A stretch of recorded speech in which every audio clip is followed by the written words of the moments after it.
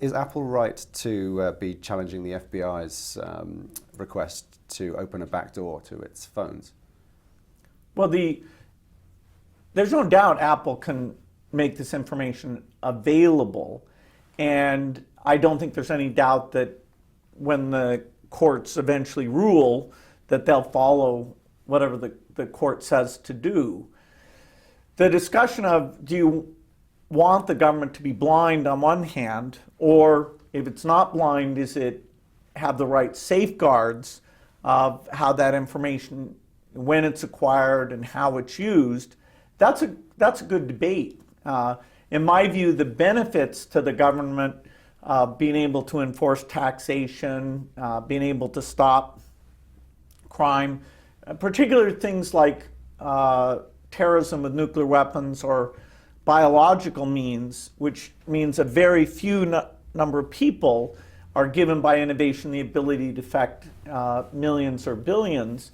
You know, I hope that we can have that debate so that the safeguards are built so people don't opt, and it'll be country by country, that, hey, it's better off if the government doesn't access any information. Would you support a backdoor into Microsoft phones, Google phones, Apple phones as a general principle? Nobody's talking about a backdoor.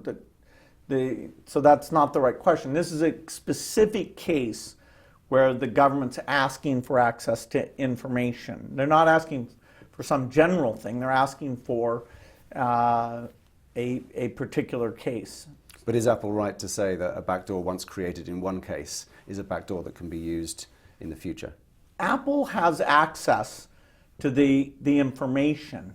They're just refusing to provide the access, and the courts will tell them whether to provide the access or not. You shouldn't call the access some special thing. It's no different than, you know, have anybody ever been able to tell the phone company to get information? Bank records, should anybody be able to get it at bank records? There's no difference between information. The government's come asking for a specific set of information, and let's say the bank had tied a ribbon around the disk drive, and they say, oh, don't make me cut this ribbon because you'll make me cut it many times just because this guy's such a terrible person. Anyway, it's a simple question of, do voters want the government in any case to be, is there any case where a company should provide the information? Apple just made it sound like it was a matter of principle, a broad principle.